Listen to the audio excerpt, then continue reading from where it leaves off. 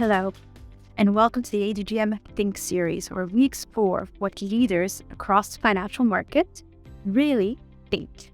My name is Gabriela Cirillo, and I'm the head of ecosystem development for the Financial Services Regulatory Authority here within ADGM.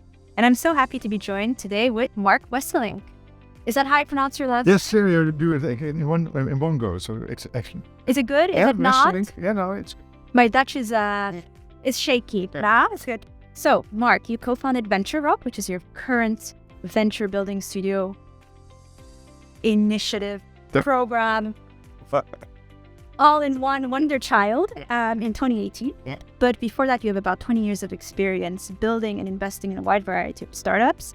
Notably, you founded a few of your own, so such as Just Eat, which was a big success. And then you were able to use that founder experience to launch your very own successful venture building, investing, and accelerating programs, which has allowed you to amass a very, very big portfolio of about 150 plus startups in the last few years. Well, congratulations on a stellar track record. We're very happy to have you here in Abu Dhabi. Thank you. Thank you for having me. Well, thank you for being here.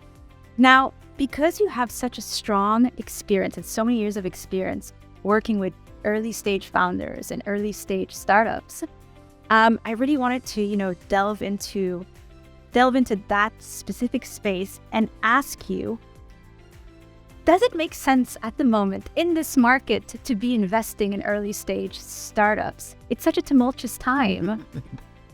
Yes, and of course I will yell, of course. It makes. But you need to justify it. So I always look at history.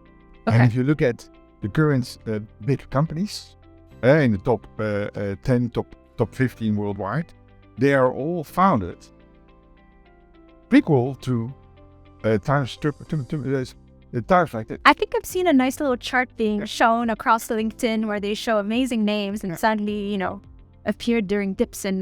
Because never waste a good crisis. So innovation comes at a critical moment.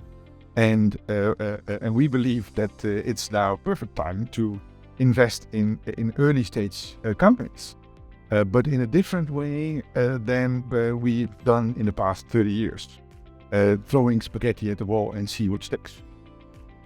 Well, I mean, I like to use the expression, spray and pray, personally. So Blast and pray. Yeah. So, and I've seen that happening way too much, and also wasting a lot of money to do so. And I believe it's now also for a different approach from a venture capital perspective. And that's also what we want to achieve with VentureRock. It's a more a metered funding process, evidence-based investments, as we call it, and also fully transparent to all stakeholders. And not investing based on bullshit metrics, but on actual real, yes. No, I mean, I wasn't teasing, just for the audience who's listening, I wasn't teasing when I actually talked about VentureRock being a little bit of a wonder child, because it's very much a hybrid model in a way. At ADGM, we've had a lot of funds that come through. And for those listening, I actually happen to have been the authorizer for VentureRock. So I know all your deepest, darkest secrets. Oh, boy, you're in your year. But what was very interesting is the approach VentureRock actually put forward of how founders, to get to the next stage, had to submit or had to showcase certain KPIs, or they wouldn't get that extra funding. And it was really this level process. Can you tell the audience a little bit more about that? So, what's not a bullshit KPI? Of course, the KPI in the very early stage, it's all about customer development, listening to problems of various stakeholders. And what a classical mistakes by many founders, also during my years at the Startup Bootcamp, they were showing the product already. Without the market? Yeah, exactly. And they get feedback about, nice product, nice UI. And they said, okay, we validated the problem, but showing your product is not the same as validating whether they want to pay for it. And I saw many mistakes happen.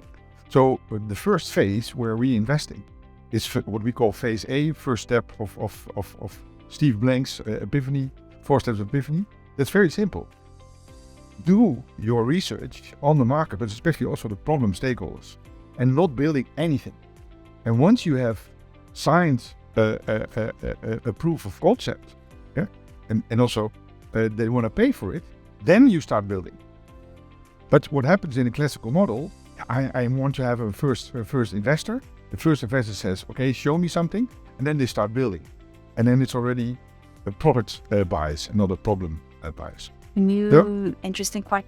So you did mention a little bit about your time at Startup Bootcamp, but that's just one part of the story that you, I think you mentioned, before that you ran over 21 accelerator programs. I mean, of course, notably with Startup Bootcamp in Asia, in Europe, and in South Africa.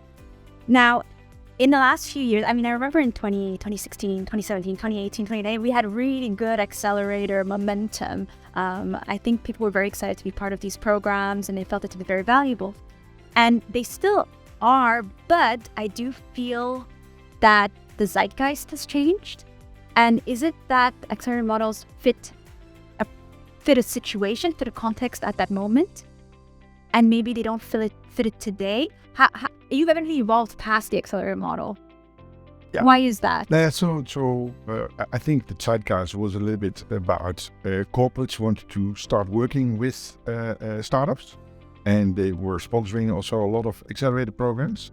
But the people at the corporates don't know anything about working together with startups. Yeah, so the language was disconnected, and I've seen it happening many times.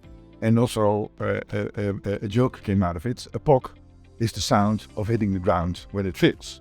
Because 95% of POCs doesn't turn into commercial agreements. Because of compliance issues. Because it was an MVP built on fluffy tech. So they were not able to work together with those corporates. And the corporates were not able to work with the startups either, because their procurement system was not allowing to work with early stage companies. So all the partnerships went into dust. Yeah. That is unfortunate. It's true. It's true that we did actually see that first it was the accelerator model, then people started pushing towards the POC or POC model. And now it's sort of had this sort of roundabout turn where we're back to sort of a venture building or studio model where people are like, you know what, we have to do it from the ground up and we can't count on corporates anymore. And build compliant companies from day one, but not like in a big enterprise software environment, but in building blocks. So you really can iterate fast, but also have a compliant software build up, and then not the fluffy MVP, but a good piece of software, and together with the customer, or probably you can co-create that sort of co-creates, and that's much more our approach. Yeah. Very nice. So evidently, founders pitch to you, and in a way you pitch back to founders, right? Because it is a partnership. Do you feel that founders have gotten more picky over the years in choosing who their partner is, who their venture partner is, who their investors are, their LPs? Of course. And so they should be, right? Because some of them, they are second or third time founders, and they have experience working with accelerator incubators or informals or VCs. And they also recognize a lot of bullshit. So they need to be picky. And you're not going to work with each other for a few months. It's 5, 6, 7, 8, and in some cases, it's 10 a years. Marriage right there. It's a marriage. It is. All right. I think one final question, because just to tell everybody, Marc is actually here in Abu Dhabi with us, and you did set up your fund. You set up the newest branch of VentureRock here in ADGM, which we're really thrilled to have. What are your ambitions for Abu Dhabi? So we would like to set up the first global impact venture builders fund in Abu Dhabi, where we support the worldwide venture builders that we've set up in Los Angeles as Sportstech, in Amsterdam Fintech, in Singapore Cleantech, but we also are going to announce in the region also a few venture builder programs, and we want to support them from the global fund in Abu Dhabi. And that's why we also applied for a license in Abu Dhabi, because we believe the strategy and the future of ADGM, and that's why we're also really happy that you, amongst others, have granted us the license to start it.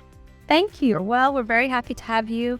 we're really thrilled to be growing the ecosystem, and I'm sure, very excited to see your addition and the wonderful firms that are going to be built through you and, from you. Thank you so much, Marc. Thank you for him. Thank you. Thank you.